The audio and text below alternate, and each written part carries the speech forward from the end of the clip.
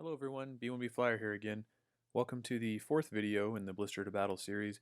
We are going to go over drilling out missile tubes, gun barrels, and adding antennas, and then finally filling in small gaps on joints. So the first thing we're going to do is work with this Cyclops. He's got several different holes to adjust. Being a plastic sculpt, there's a few areas in depth that are not as well, they're not as good in certain spots as others. So I've got a selection of my small drill bits, and what I'm going to do is just go through and open them up a little bit. I'm going to start with the AC-20 barrel. I'm just going to work a little bit of this to get a little more depth, because once I'm painted the miniature, I want to have a little bit more realism, so make it look more like a large caliber gun barrel. And I'm just kind of working it in there. I'm not going super high pressure, but I'm also going both directions to kind of clear out the excess. And you can see now I haven't gone real deep because I do want to put some paint in there. You can see like that, and I'll clean it up maybe with a brush, or continue to just get those little fuzzies out maybe with the tweezers. The next step is the SRM4 barrels. The ones on the left are much better than the ones on the right. So what I'm going to do is I'm going to try to match those diameters, and I think this drill bit does go a little bit further on the diameter, a little larger on the diameter. But I'm just going to make them all the same. So I do need to go through all four. And then when you get to a step like this, you do kind of want to just hit it with that brush. See how it looks. You may need to get a hobby blade in there to kind of remove some of the plastic that's just barely resting. And also, if you kind of move the drill bit around a little bit, you can kind of pick a little bit at it and get those cleaned up. But you can start to see these are opening up pretty nicely. There we go. So there's still a little bit left there that I would just clean up with a hobby blade. This, for the sake of time, we'll move on. LRM tubes, a couple of them are just slightly shallow. I want them to hold some shadows when I put some ink or wash in there. And they'll do that a lot better if they've got the same depth. Occasionally you'll get casts where some of them are really shallow, or even not there at all. And that's where you'll definitely want to do something like this to make them all look the same, or at least to bring that misshaped one or misformed one back to the rest of the uniformity between the barrels there. You see, a little bit of flash in there, or leftover, but you get the idea.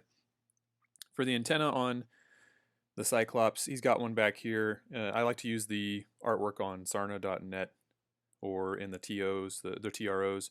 That's a good place to find where they go. So what I've done is I've actually taken a straight pin, and I've started a pilot hole right where I would drill. It's very hard to see because it's very small, and I've taken a very small bit. You really need to be careful when you have these thin bits. You don't want to get any twisting action, or it will snap off. So work very carefully. Go slowly. Don't try to do it all in one.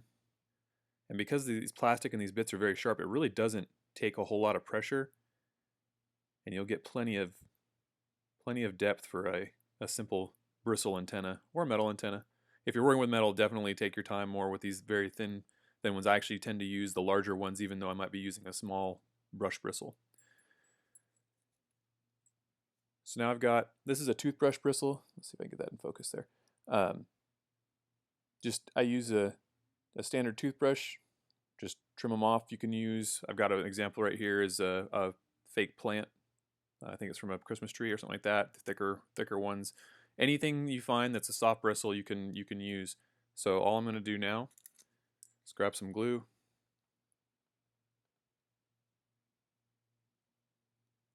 Get it on the end there. And place it. Kind of work the glue a little bit.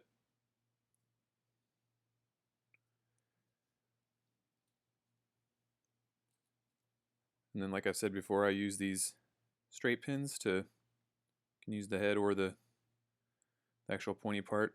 I'm just going to let that dry. See if you can see it better there.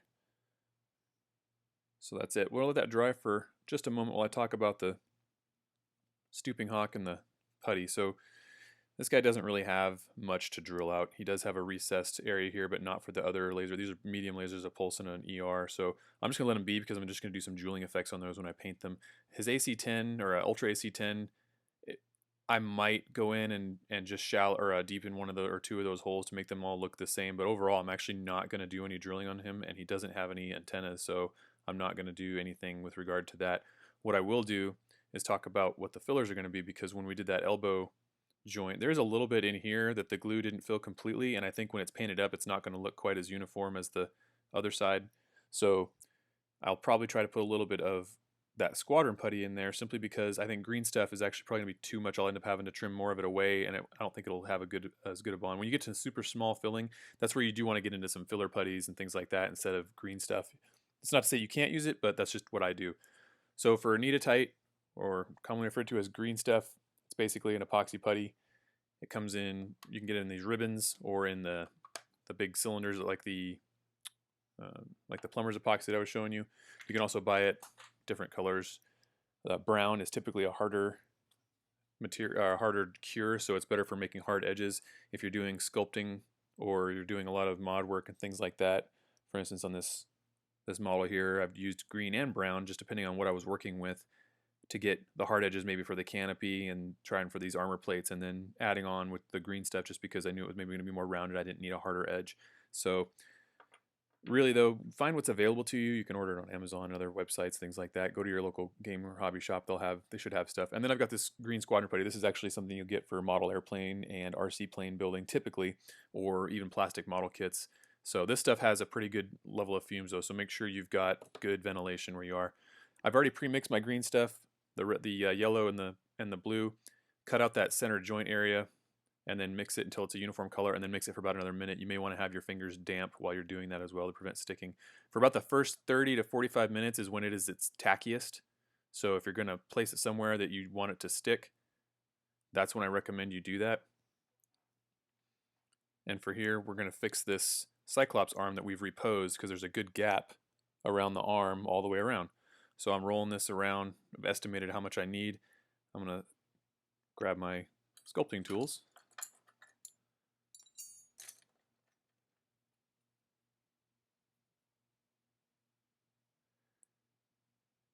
And get it started.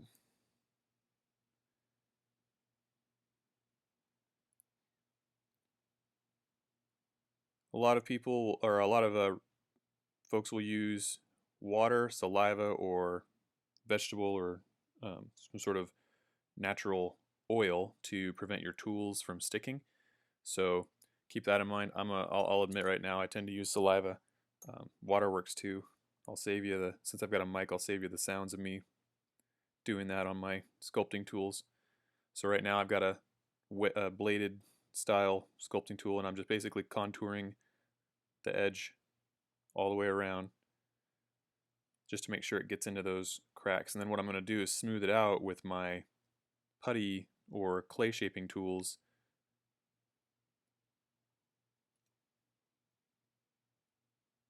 when it's all in place. Doesn't have to be perfect right now. I'm just getting it in the majority of it where I want it to go. So these are these silicone tools there. Usually they're called clay shapers or shaping tools, color shapers. I'll show some pictures at the end of what I've been using so that you can see what I've got in my hobby desk. Now I'm just smoothing it out. I want it to look, when it's painted, I don't want it to look like it was a joint. That's the whole reasoning behind doing this, is to fill gaps and make it look like the sculptor originally intended, or like the model looks, the artwork, whatever you're trying to go for.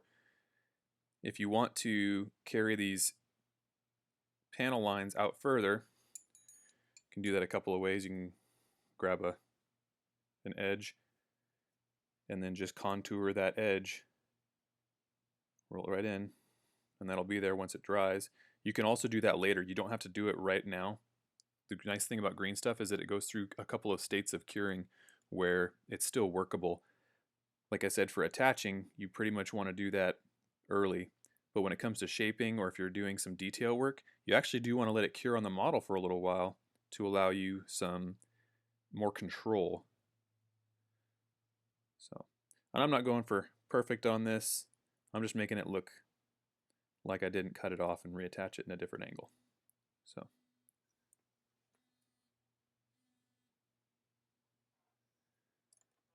All right. We got a little bump right there. I'll fix that.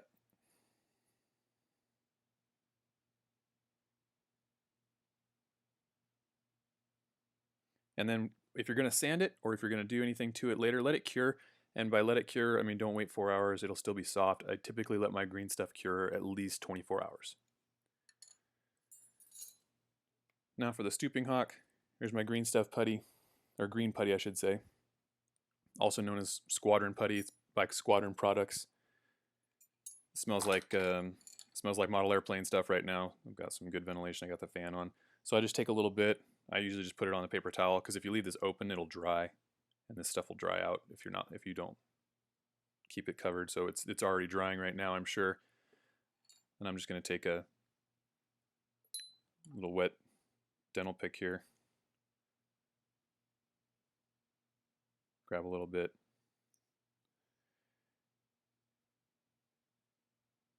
This stuff is not as compliant to work with as you would like, at least in smaller little batches.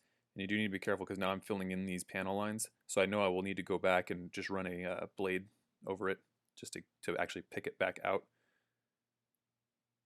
But all I'm doing right now is just kind of massaging it where I want it to go, and it will require sanding as well. So this is extremely minor. This is me being very, very picky about a very insignificant gap.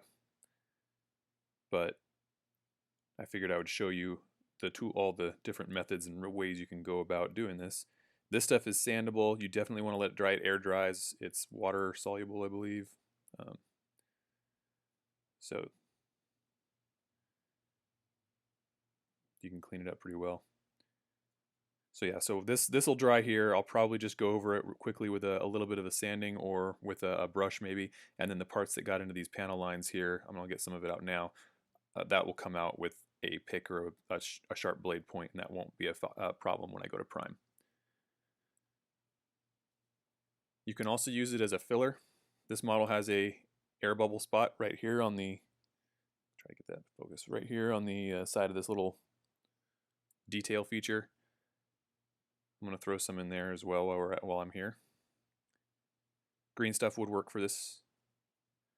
If you go to start using this to fill significant gaps, if you're doing modding and you want to fill laser barrels or you want to fill missile tubes, for instance, I have a Cyclops where I filled the missile tubes and I used the squadron putty while I only did one coat. It dries, it shrinks slightly, so you pretty much commit yourself to having to do 2 coats, but thankfully it's dry in about an hour, maybe even less. So I've just got that in there for now and knowing I'm going to come back and do another one later. So there we go. These are basically ready once I get the last little bits cleaned up from the little fuzz here and there. I'll cover in the next one how to wash, prepare, and then prime, and they'll be ready for paint.